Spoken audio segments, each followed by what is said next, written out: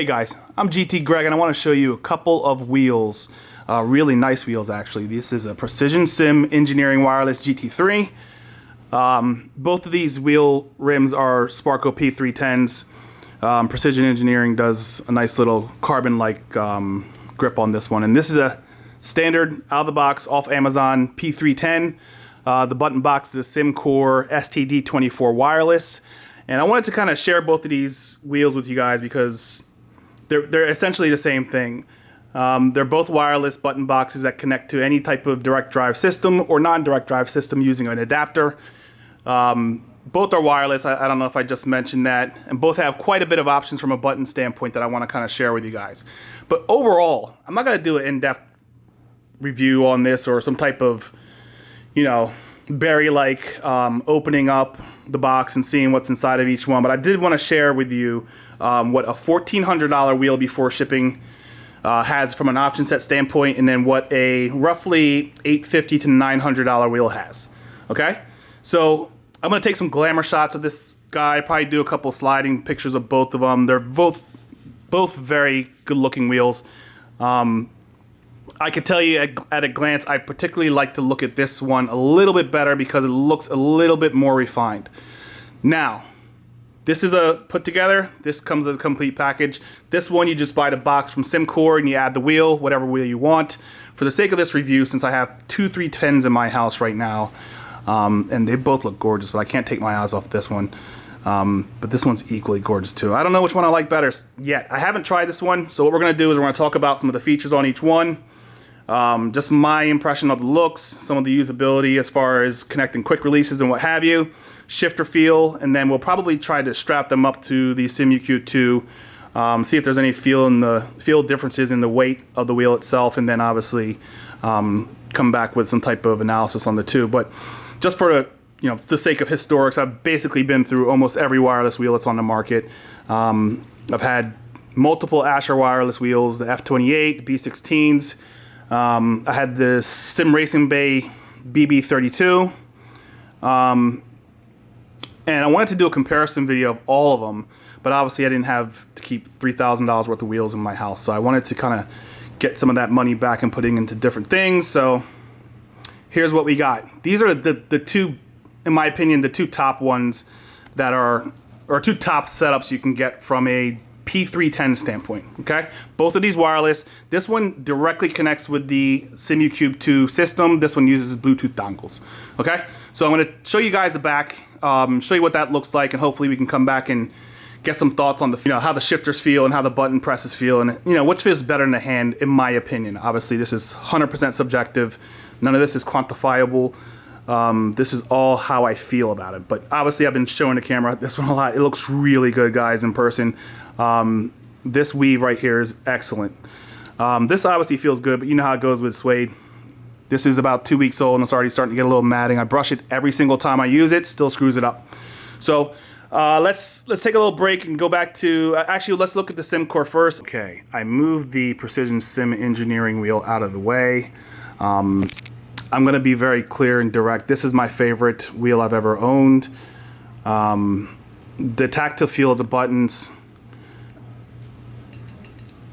and good lord, these shifters are absolutely magical. I'll flip it around and show you that in a few minutes, but this wheel, in my opinion, is the best setup you can get from a wireless wheel standpoint to work with the SimUQ 2 systems. And I say that because of, obviously the board directly connects to the system. You don't really have to fiddle around with connectivity. It's more the feel of the shifters and the feel of the buttons themselves that really make this box incredible. They have, I order mine specifically with two, let me get some focus there, with two funky switches on each side. In hindsight, I probably wouldn't have done that. In fact, I have another wheel that George is building me that's a custom wheel that's not gonna have two 7-way funky switches. But if you're doing a what measurement contest, you're gonna win some major points by having dual funky switches. But practicality, they don't really work that well. These could be a little bit longer because when you're wearing gloves, it's kind of hard to rotate them. I hope that we can find a way to get this to come out a little bit so I can rotate it with my gloves. That would make it 100% perfect. I wouldn't even factor in any other wheels.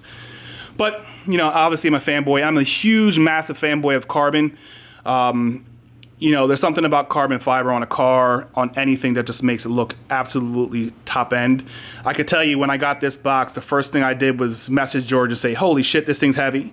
And that's one of the differences between this guy over here and this guy over here. And we'll talk about that a little bit more when I flip him over, but I was a little bit disappointed from the build quality of this thing. Yes, I was disappointed with the build quality of the Precision Sim Engineering wheel. Okay, let's look at the back of this bad boy. This is the STD24 wireless button box from SimCore. As you can see, it's compatible with the SIMCore systems. There you go.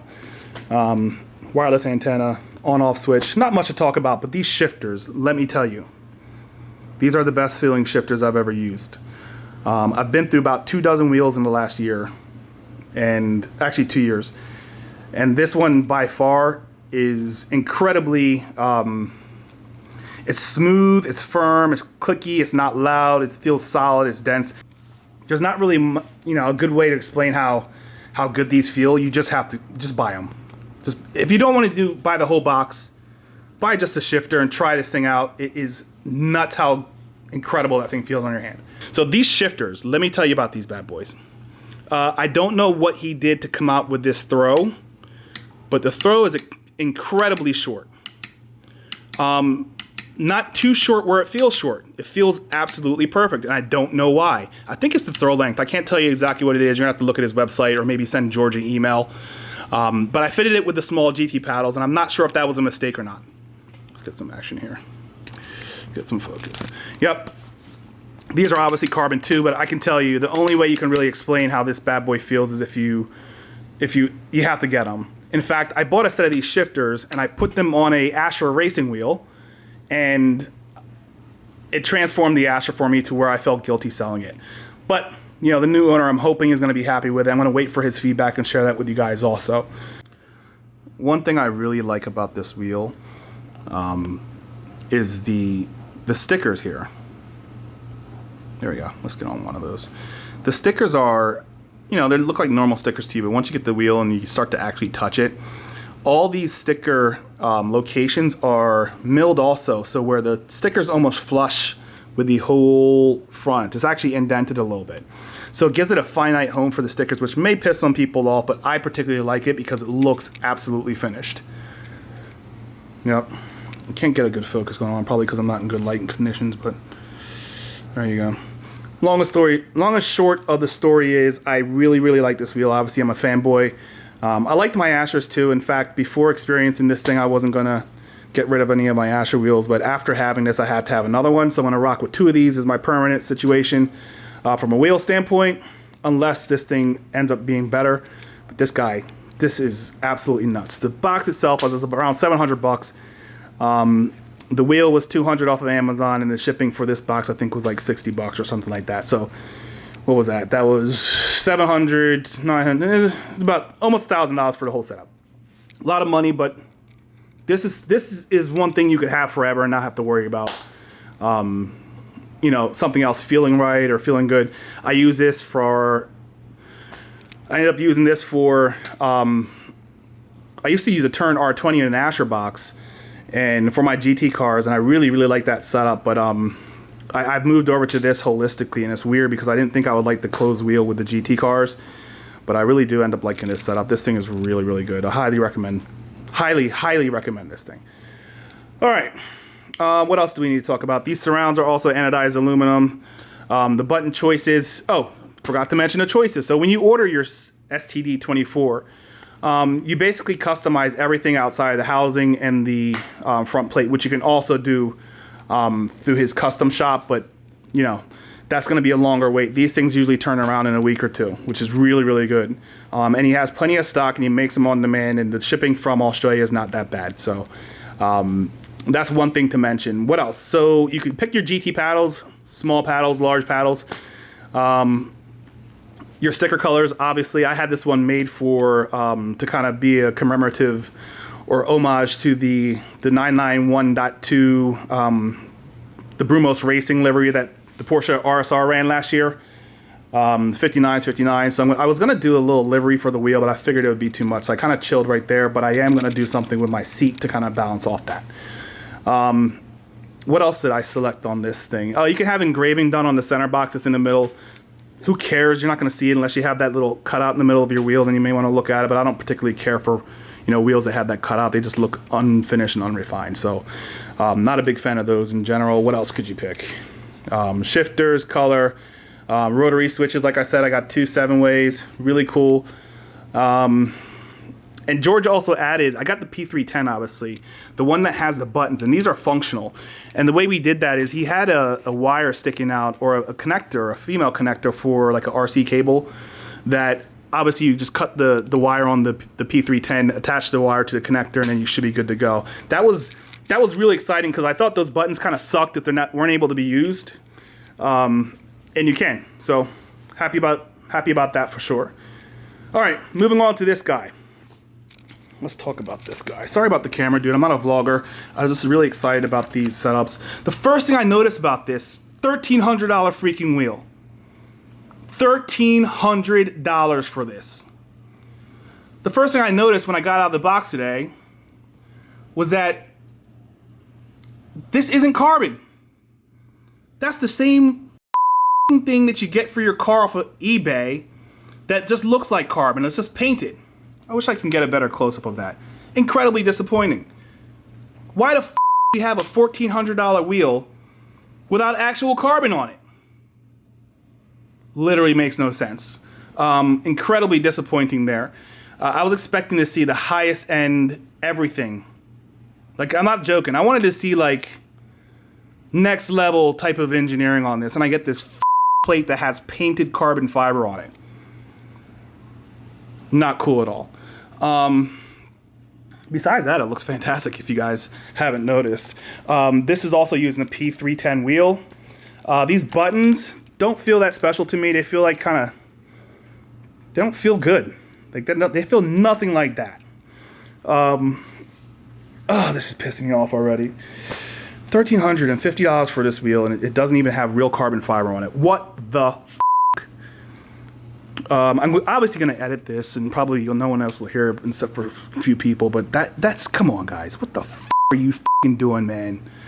Second thing I noticed was these stickers.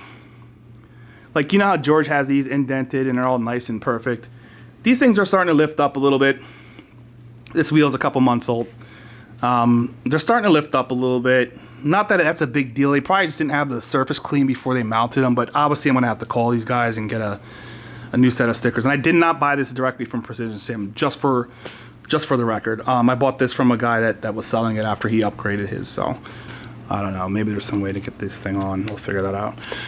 We'll get to that after I play around with it a little bit more. This is directly after me unboxing this. But that's a bummer, man. So stickers aren't perfected. Fake ass carbon fiber back here. What the f***, man? Fake carbon fiber?